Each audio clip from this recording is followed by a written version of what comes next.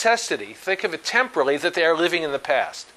Because they're allowing the frame or shape of the thoughts that prior technologies helped to create to determine what they think they see going forward, and they're missing what is right in front of their eyes. You can get them from the internet, all those funny quotes everybody tosses around, like space travel is utter bilge, 1956 Royal Astronomer of England, a year before Sputnik. Heavier than air flight is impossible. I foresee a market for 5 computers. One day computers will weigh less than 1.5 tons, said as a real breakthrough. 1987, Bill Gates, no computer will ever need more than 1 kilobyte of RAM. That is absolutely true. He said that. One of them. And the context determines the content of your thinking. And if you, see, I'm sometimes introduced as a futurist, which is pretty funny, because I don't even know what we're having for dinner tonight, or where we're going. So I don't know the future, but I'm trying to describe the present. But so many people live in the past that I sound to them like a futurist when I describe the present. This is a way of saying the same thing, that there is a gradation of structures of reality in which people live, but which they deeply believe to be true. And the example from Galvin, he had strange ideas meetings at Motorola. And some of the ideas, when you look back at them, don't sound so strange. He remembered the time someone suggested for the very first time in his memory, we could put a chip in someone's head.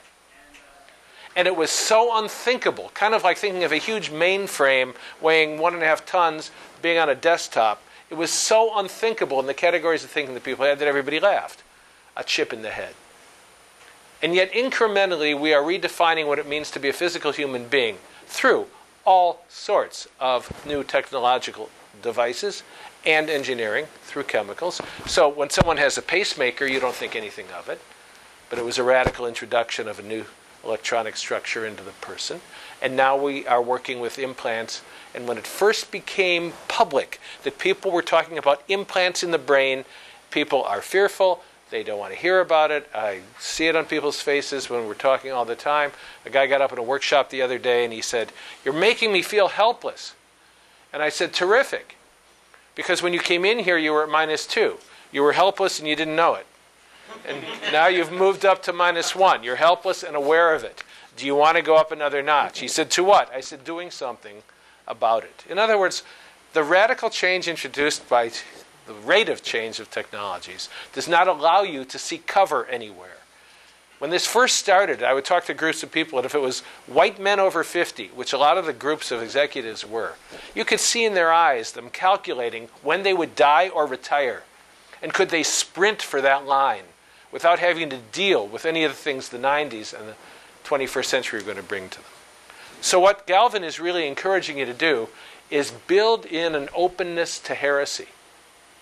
An openness to heresy. Or as George Bernard Shaw said, all great truth begins as blasphemy. It's another way of saying it begins on the edge and moves to the center. Edge to the center. 250 years ago, you go to England, go to the City of London, stand on the corner at the Bank of England and say, "Where is the center of the world?" And they would say, "Right here. The City of London, the Bank of England is the economic engine of the world." And someone who was crazy would say, "I think it's way out at the edges, like the colonies, where America and Australia." And a sane person of the time would have said, "No," in the consensus reality of the core. But already the new truth was emergent at the edges and moving in. Today, same situation. Where is the center of the universe? Most people would say Earth. But already we are being recontextualized by space war and our transplanetary adventure, so that if you look out a little way, you can see that Earth is merely the bridge from which the bats will flock into the twilight at night. We are going everywhere. We're going everywhere. Question?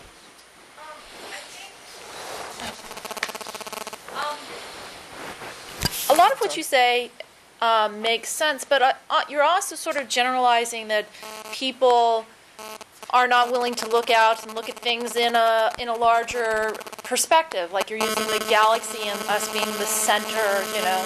But I think anyone that has traveled or has more an aptitude towards science and exploring things and researching actually looks out and sees that they're, you know, it's not all the same, it's not all this, they're more open to things. And so what you're saying almost sounds like you're telling us that, no, that's not where all, the tools almost define you. I see the tools as something you can use, but it doesn't determine how you view the world. Or the opportunities out there. I think I fundamentally disagree with that conclusion. I think they do. And they do in a way and to a degree that you don't see until, as I say, it is thrown into relief.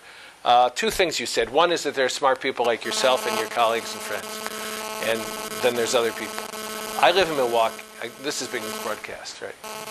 Scratch that. I've lived in a lot of places. Milwaukee, Hawaii, London, Madrid, Chicago, Salt Lake City.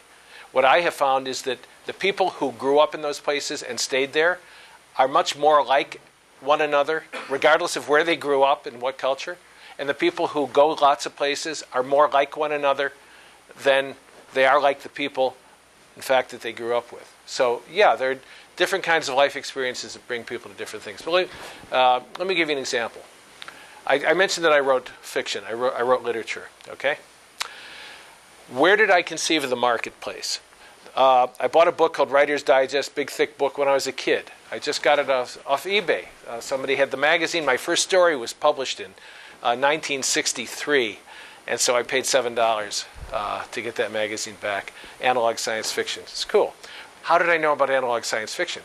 You look up in the directory of all magazines, but also the whole context of your life tells you that the framework of publishing, and it is unthinkable to be beyond it, literally, in the culture, except for some strange person, is North America. In other words, the brackets were the East Coast and the West Coast, Canada and Mexico. I wrote in English for American magazines. It's just what you grow up thinking as the horizon of possibility discloses. I wrote a piece for Wired when it was a new magazine on what the internet was going to bring to the world. 5,000 words, they published 500. I said, I get to do what I want with the rest, right? And they said, yes. I sat there, this is how slowly it can percolate, in front of my computer, asking myself, where can I publish an article about how the internet is going to change the world? Duh! The light flashed on. Stupid. Use the internet. Now, this is long before easy searching, Googling, and so on. I think Gopher was around. There were very few websites in those days. My website was seized by USA Today as a website of the day. That's how few there were. They would identify 5 a week, and that was a big deal. So the light bulb went on that I could use the internet to discover markets where I could publish all over the world. Now, what happened as a result, within a week, literally, I had a contract for that article. The next month it appeared in England in a new magazine. I start writing for South Africa Computer Magazine every month for the next 3 years. Start writing in Australia. And I start writing a column which I sent out by email, which was a new technology, which within a couple of years was going to people in 60 countries. So I became a global presence because the technology disclosed to me, by virtue of my interaction with it, that that was a possibility. I guess I'm trying to say that before that moment of enlightenment, I literally could not see the possibility because interacting with the new technologies discloses them to you in a way that previously is impossible. In other words, it's impossible inside the old paradigm to think the new paradigm. The Jews were Jews and the Greeks were Greeks, and from neither Jewish nor Greek world could you see Christendom. But when they encountered one another and a new transformative emergent structure emerged hierarchically from that, the structure of Christendom, you could look back and see, oh, the antecedents, like you're saying, are Greek thought. They are Hebrew thought. We can identify all sorts of cultural antecedents for what has emerged, but it is truly a brand new thing. And to go back to the religious metaphor, what I saw was that the word, the frame of the word, is what determines your conception of God as well as self. And I'll try to say this briefly, because I do want to get to security and intelligence. Oral cultures had gods and religions. What were their names? We don't know. We don't know. Because they all disappeared when writing emerged. Or they were transformed into writing. Now, we know from Plato's own witness that he thought writing was the end of civilization and meaningful culture. Read the Phaedrus. He thought this was it, because people wouldn't use memory and wouldn't think through things anymore. And he was right, that it was the end of culture as he constituted it,